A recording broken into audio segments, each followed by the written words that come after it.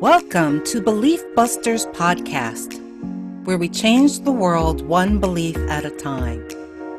True transformation happens when we question if the beliefs we hold are of truth, or simply someone else's belief that we have internalized as our own. I'm your host, Rev Cherie Taylor-Jones, and I'm glad you could join us on the journey. Welcome to another episode of Belief Busters. We have a really special guest, Erin Mac, on our show today, and I'm really excited to have her here. So let me tell you a little bit about who she is.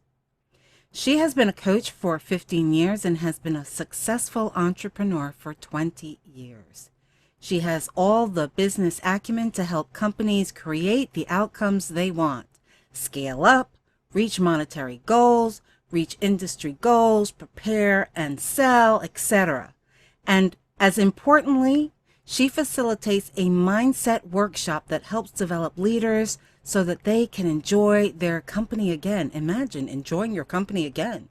Create a company culture that is productive and inspired and finds balance between their professional and personal lives. That is such a big issue for those of us who are entrepreneurs and have our own business, having that balance of professional and personal life. Erin's passion is about helping people get out of anxiety, stress, and feeling overwhelmed. So you can see why I'm super excited that she's here. Erin, welcome. Oh my gosh, thanks so much for having me. I'm thrilled to be here. Really great to have you. And you know what I find really interesting is that where we are in our culture right now, we've just come through 2020, the pandemic, right? We're starting to see the light at the end of the tunnel. Vaccines are happening, numbers are going down, but what's that has created for a lot of us human beings is this overwhelming sense of stress and anxiety. So what do you think are the indoctrinated beliefs that we have regarding that? Well, I always like to start with what is anxiety, right? What is Yep. stress, anxiety, overwhelm? Those are this idea that we can control all of the things, right? What? People, circumstances, events. We think we can control those things. This is obviously not Yes. on we're not consciously thinking, oh, I'm going to try and control all these things. But that's what we do is we try to attempt to control all the things so that they fit into what works for us. And then it's also at the same time as trying to control, it's recognition on some level that we cannot control. And so it feels out of control. And so that's what Right. anxiety, overwhelm, worry, all of that stems from this idea that we think we can control all the things, the recognition that we can't, and yet we still are trying to. So that's how that sort of plays out. Yeah, no, I can understand that. It's part of our human condition, isn't it, to think that we're creating our own world and we are not going to be impacted by conditions, by people, by situations. And when we're bombarded by that, the levels of anxiety that creates within us is then sometimes paralyzing. Well, so even deeper than that is, I mean, I love the title of your podcast, Belief Busters. So even deeper than just this idea that we're trying to control all the things is what sits below that, which are the beliefs that we created. And beliefs are created at a really young age. And Mhm. because we don't talk about these things, they basically are running the show behind the scenes. So at a young age, we had all these experiences. We understood that, life was this way. And based on the experiences we had, we made decisions. And those decisions we've held fast to up until now without awareness. So they've gone Correct. unchallenged. And you Correct. can imagine, I'm 50 now.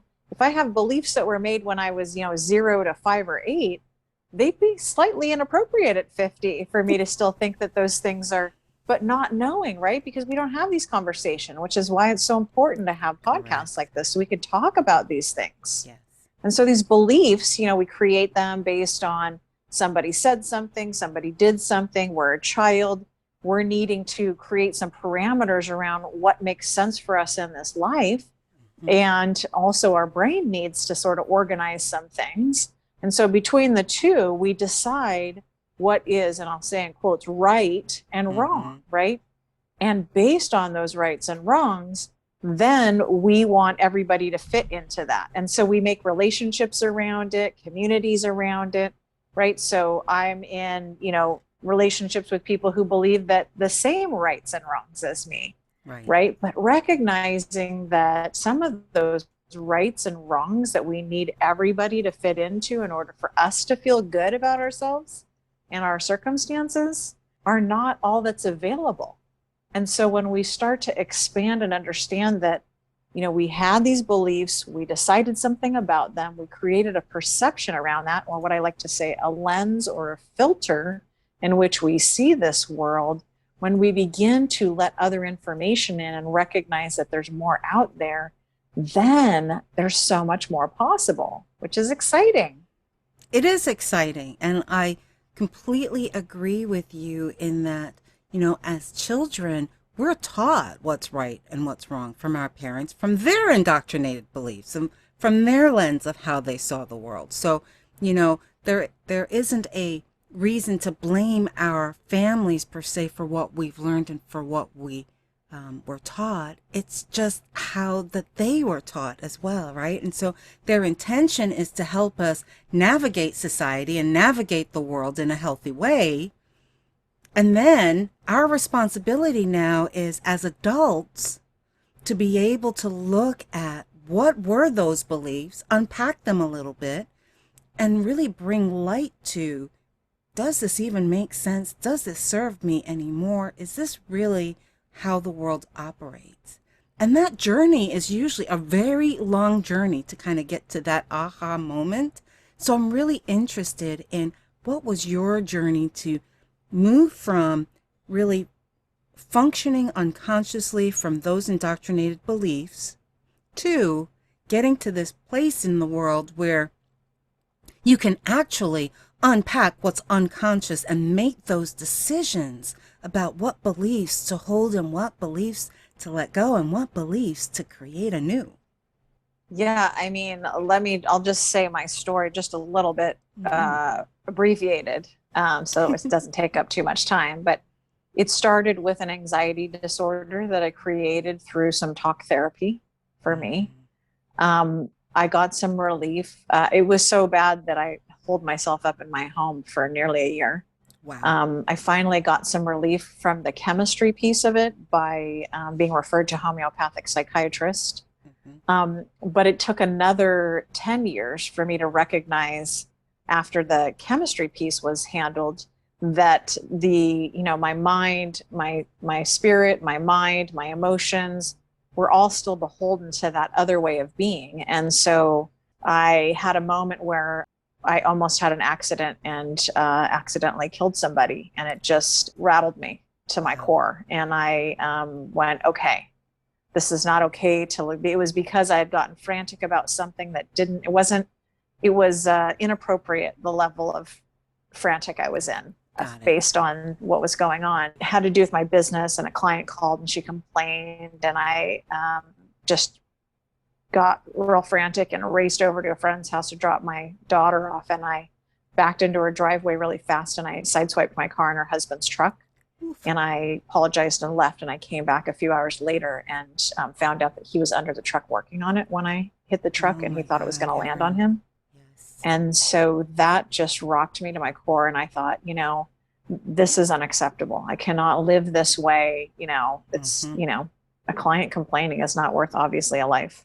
I started the self development journey, and I started going to all these seminars and reading all the books and doing all the things. And I recognized there was another life that I wanted to have, and that there were beliefs around that. Another maybe 7 years until I was going through a divorce and a huge change in my life. And I was I was introduced to a book Mm-hmm. that I had kind of a weird like awakening happen during this book. I opened up the book and all I could see was the word joy, just kept popping off the page. Joy, the answer is joy, the path is joy. And I was like, okay, I hear you, but I don't know what to do. Like, Yes. how do I get to Yes. joy? And then through one of the seminar companies that I was heavily involved with, I had met this gentleman, and he had sent an email for a upcoming seminar, and I bought it sight unseen. Went, it was a visualization. It was on visualization that he teaches, and Okay. I followed the visualization. I was so, inspired by it, and my life just lined up. I met the love of my life under very weird circumstances. My business that had been for sale for 9 months went into a bidding war and sold. Woohoo! Um, Goosebumps on yeah. that. And then I went back and trained with him, and I taught his seminar for a few years. And when I got in front of my first audience to teach, it was a culmination of all the things I had ever done came together, and I went, oh, this is my purpose. And Beautiful. so what I recognized by putting on that first seminar was that my purpose here in this time that I have is to help people find and cultivate their joy and figure out what their beliefs are that are stopping them from creating the life that they want to have. And I'm not talking about the monetary things. I'm talking about recognizing the difference between happiness, which is based on external events. I got a new car, woohoo. Mm-hmm. But eventually it's not a new car anymore, right? So it's Right. temporary. Right. When we cultivate joy, that's an internal journey. That's an internal experience that you can create and cultivate on a daily basis. And I do believe it is our birthright to have that experience almost exclusively. The only times we're not having that as experience is when we're having our beliefs, like we talked about before, poked, which shows up like emotions, Mm-hmm. and those are our gifts, right? That's where the healing begins. Is, oh, I'm having an emotional reaction, must be some growth and healing happening there. Yes. Brilliant. So what I'm hearing you say is that your emotions are almost like a map of letting you know that, hey, there's something here that's unconscious that's coming up that we need to focus and pay attention to look at. Absolutely. The two tenets that I teach from are, the first being that the dominant thoughts that you have is what creates your reality, and the second part is taking personal responsibility for what you've created, not in a blaming way, but in an empowering Right. way, saying, oh, if that's true, and the thoughts that I think about the most is what's creating my reality, or you could call that intention, Mm-hmm. right? The intentions that I have are creating the reality I have. And I'm responsible for those thoughts, right? Because we can change our thoughts. That's right. Some people, I don't think they think that you can, but you actually can. Yeah. But you have to disrupt. There's like stuff going on all the time up there. You got to like check in and go, wait, what's going on up there? So Yes. that's an awareness piece, right? But yeah, you just understanding that you can change those. And when you recognize that like when you have emotions, those are yours. It's not that person made me feel this way. It's, Yes. I feel this way because of something they said. Where am I in that? Correct. And that's where the healing begins, is when I go, oh, I'm in emotional reaction to this person or the circumstance. What does that mean to me on a deeper level? Not so that you can, sit in those emotions and be miserable, but I think part of the issue is that we don't allow ourselves to have the emotions anymore. It's like, oh, let me band-aid that up with all kinds of things, media and Mm. drugs and alcohol, and not thinking about it, right? And, Yeah. and what I would say the process really is have an emotional reaction, have awareness that you're having it, sit in that emotion long enough to recognize it and go, oh, this thing is happening. Maybe where did it come from? Where is it living in my body? Yes. And then each time you sit with those emotions, then you can basically tick mark your way to the direction that you want, right? So every time you acknowledge and sit in and recognize, then less of it goes towards the reaction and more of it goes to, oh, here's the healing. So the Right. healing really isn't just sitting and acknowledging. And each time that the needle starts to go the direction that you want, where you're not in reaction to anymore, where you're just going, oh, that's interesting. There's that thing again. Yes. Hmm. Yeah, that's powerful because it really is a roadmap. Our emotions are this wonderful roadmap that lets us know if I'm having an emotion, I'm having a thought that is supporting that emotion. I'm making a meaning out of a situation, out of a Mm-hmm. person, out of a trigger that is creating that feeling. And so it's wonderful to be able to, what you're doing is you're deconstructing, right? The programming that we have inherited from our childhood, from our teachers, from our religion, from whatever. And we are now giving ourselves permission to create anew. We are giving ourselves permission to Absolutely. reprogram ourselves to live the life that we deserve, a happy, fulfilled life. So, how do we get folks to really be aware and give themselves permission to do this kind of work? Because this work is what's going to create that magnificent life that you deserve. Yeah, I mean, it starts with awareness, right? And I'll tell you, it's not a quick process, right? It's like No. we're in our life and things are happening and you're just like, all of a sudden my voice raised and I'm angry about something. And and it's just the awareness. So it really starts with getting awareness that it's the emotions that you're looking for to show you, to guide you, as you said, to point you in the direction. And just recognizing, oh, it's so weird. Like all of a sudden I'm angry. All of a sudden I'm down. All of a sudden I have anxiety. Where's that Yes. coming from? Right.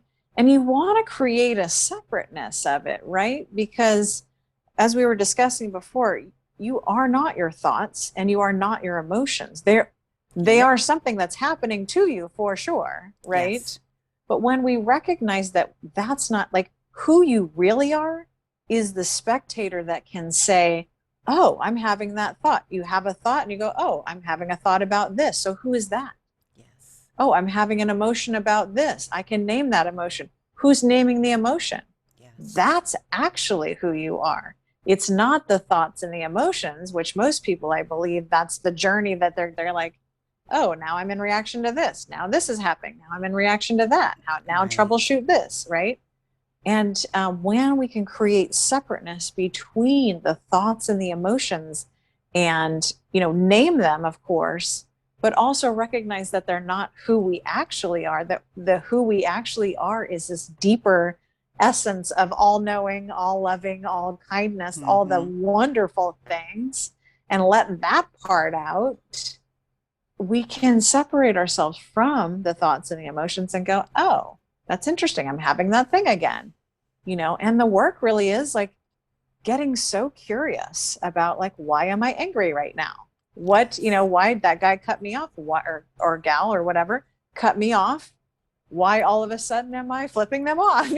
Like what is that triggering in me, right? Right. And a lot of times, you want to watch somebody go through being triggered, almost hit a pedestrian or a bicyclist on the road, and that whole cycle goes like that. They're Yes. just like in your face, and it's like, oh, they're in reaction because I think it's like, oh my gosh, I might actually die here, right? Yes. So, Yeah. death and that's why COVID is such a big deal, right? It's Correct. because it's the worst fear for most people, which is dying because it's the unknown. Right. Yeah. And so, exacerbate that with all the things, right? We can't be in community right now how we usually are. All this. So it's like this one thing put a whole lot of people in anxiety and fear over Mm-hmm. really ultimately death, right? Right. And we don't talk about that stuff either, No, we which don't. is Not in like our that's culture. all where we're headed, every single Yes. one of us, Correct. Correct. like Yes. nobody's getting out of here alive. That's true. True. And what I love what you're saying is to really cultivate this sense of curiosity, of not blame, not shame, not making it wrong or right, but just this, oh, isn't that interesting? What do you think that helps folks do when they're in that space of curiosity? It helps them to create the space between them thinking or feeling that they are those things and recognizing that, oh, I'm not my thoughts. I'm Hmm. not my emotions. And when you can allow that to happen, there's a peace and a stillness in that, Yes. Yes, there along is. with other things that we can put into our lives that create that peace and stillness. And that's important. People that I work with are typically do have a lot of anxiety and stress, worry, overwhelm, and they're chronic overthinkers. They're just, there's a Mm. dialogue going on 24/7 in their minds, even while they're sleeping. When we can still that and create some space, then you can create an essence of stillness in general, like I can recall, if I feel like things are getting overwhelmed, I can take a deep breath and I can put myself in a meditation or in a space of stillness or peace of mind. Whereas when I was in the midst of having anxiety and stress and overwhelm all the time, that was not a possibility. That wasn't Right. even I didn't even think that was an option. I didn't even know Right. that was even, I wasn't even aware how much was dialogue was going on in my brain. Mm-hmm. Mm-hmm. It actually took, I was at a seminar, it was a week-long seminar. I was getting closer to the end of the week, and we had done this outdoor activities all day long, and there was 3 different areas, and 2 of the groups had finished and one we were waiting for them, and they basically put us in the shade. It was summer, and put us on silence. And it was the first time that I experienced peace, like quiet. I was laying down on Mm-hmm. the ground. I looked up at the sky. It was blue. There was no clouds, and it was quiet. And I went, "What is that? What's happening here?" I'm like, and the first thing that came to my mind was peace. Mm. That's what it's like to not have a billion things going on in my brain all day Yes. long, every day, trying to work Yes. out all the things. It took me another decade to figure out how to I had it that happened twice to me. And then I was like, wait, I got to figure out how to cultivate that. Like, what is that? How do I Yes. get there? Yes. That's awesome. And now I would say I live most of my life in that space, and it's Woohoo. a beautiful place to be. Yes, it is. Yeah. Congrats. What do you think is the one thing that you want people to walk away from this conversation that they need to get this? My ultimate goal is for people to recognize that it is possible to be in joy. It is, in fact, your birthright to be in Yes. joy. Yes. And if Yes. that is not your dominant experience, please seek some other way of being. It may not be me. I may not be your person, but there is plenty of good stuff out there happening everywhere. And just keep seeking. I mean, if you're listening to this podcast at all, you are seeking on some level, because you Right. wouldn't be here. You'd be like, what are they talking about? That doesn't make sense. Yeah. But you're here. So that means that you understand on some level. Keep seeking, keep looking. The information you need to hear and how you need to hear it and who you need to hear it from is there. And we are meant to be in joy almost exclusively. The only time we're not is when we're having a reaction to an emotion and we're going, oh, growth, healing is about to happen. Yes. That's it. Aside from that, should be predominantly in joy. And I don't mean like ecstatic jumping up and down all over the No. place. I mean like peace, stillness, like recognizing that it's okay to have an emotion and that it's not you, and that you can work through it and not be beholden to it. Erin, before you go, would you tell our listeners what exactly do you do and how can they work with you if they want to? So I work one-on-one individually with people, and I teach, a lot of this curriculum. We talk about your story, we like get rid of it. We start a new story so that we can Hmm. grow and heal and create that future that you want to create. We talk about beliefs and how to dismantle them and create new ones. And then I also teach courses. Probably the best way to get me is Instagram. My Okay. handle is Erin, ErinMaccLLC. I post a ton of videos with content and things to think about. And my website URL is on my profile. Okay. And so you can reach me through there. And if it's not, it's because I have a course coming up, but you can DM me through there as well, and All I'll right. answer. Erin, thank you so much for being on Belief Busters. It feels like there's that ripple effect that's happening, that it's spreading throughout the world, that we can have these wonderful lives, that we can dismantle beliefs that are no longer supporting us or supporting the planet even, right? Mm-hmm. So this has just been a wonderful conversation. And for our listeners, I hope once again that you really get from this dialogue that you have the power to have peace in your life. You have the power to create a joy-filled life if you want to. So we'll see you next time on Belief Busters. If you are enjoying these conversations about assessing your belief systems and how to transform outdated beliefs, then please subscribe and give us a positive review. To support this podcast and its transformative work, you can also become a sponsor for as little as $5 a month. You can reach Rev Cherie at info@beliefbusterspodcast.org. To continue on this journey of evolution, you can also get my book, Turning Your Why into Why Not, at Amazon or any other bookstores, which gives you practical tools to do this work. See you next time on the flip side.